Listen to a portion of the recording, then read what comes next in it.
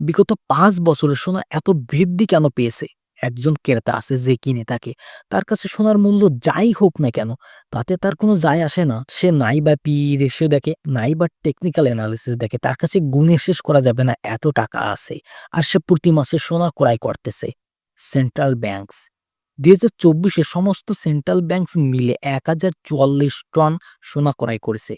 অল্প একটু খুলে বলি আপনাদেরকে। ২০১০ থেকে ২০২১ পর্যন্ত অন অ্যান এভারেজ প্রতি বছর ৪০০ থেকে ৪৫০ টন সোনা ক্রয় করা হতো। ২০২৪ তৃতীয় কনজিকিউটিভ বছর ছিল যেখানে ১,০০০ টন থেকে বেশি, মানে এভারেজ থেকে ২ গুণ ডবল সোনা ক্রয় করা হয়েছে। এর কারণ কি? এর কারণ হলো বিভিন্ন দেশের মুদ্রা যখন খুশি তখন ছাপানো হচ্ছে। আমেরিকান মুদ্রা, ডলার যেকোনো সময়, যেকোনো দিন যখন মনের ইচ্ছা হচ্ছে তখন ছাপানো হচ্ছে।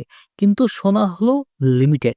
It's scarce, it's a value of money. তো যতটা বেশি আমেরিকান মুদ্রা নিজেই নিজেদের ডিভ্যালু করতে থাকবে, ততটাই মানুষজন নিজেদের মুদ্রাকে সোনাতে পরিবর্তন করতে থাকবে। কারণ any other currency that they hold is only losing value. Gold may be the only things that retain it, or at last in the last 5 years has grown in value. চায়নারা অফিসিয়ালি হোল্ড অ্যারাউন্ড ৩,০০০ tonne, unofficially জানি না কত কি কোথায়, কোথায় রেখেছে। আর আমাদের ভারতে আরবিআইতে ৬৫০ টন ছিল মার্চ ২০২০ এ। আর এখন ৮৮০ টন। এখন এই যে সেন্ট্রাল ব্যাংকস, আমাদের মতন তো তারা ট্রেডার্স না। আমাদের মতন তারা তো এরকম করে না যে দাম বেড়ে গেল আর বেচে দিলাম। তারা তো হোল্ড করে। They are holding this gold. This is not up for sale, which means the supply of gold is getting less and less. Reduced because central banks ক্রয় করতেছে। Demand is getting more and more because people are realizing যে ভাই কোথাও না কোথাও তো এই মুদ্রাকে পরিবর্তন হতে হবে, তাই না? Because it's getting devalue and এরকম প্রায় হয়ে থাকে যে আপনি যখন স্টক মার্কেটের ক্র্যাশেস দেখেন, আর এটা হয়তো প্রথমবার যে স্টক মার্কেটের সঙ্গে সঙ্গে গোল্ডও বৃদ্ধি পেতে পেতে গেছে আর একটা হাই লেভেলে গেছে। ২০০৮ এ যখন ফিনান্সিয়াল ক্রাইসিস হয়েছিল তখন Sensex fell by around ১৪০০ points. সোনা হলো $৮২৫ প্রতি আউন্স ছিল। সেখান থেকে মোটামুটি $১৬২৫ প্রতি আউন্স হয়ে গিয়েছিল। মানে ডবল হয়ে গিয়েছিল।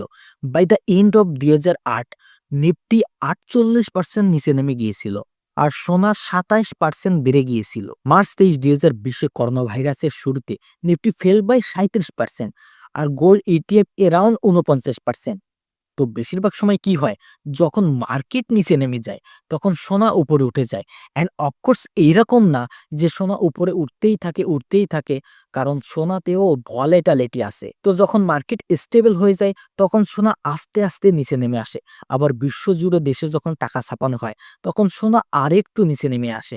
So it's follows a cycle, but as I show it to you, ওর ভলেটালিটি স্টক মার্কেট থেকে অনেকটাই কম।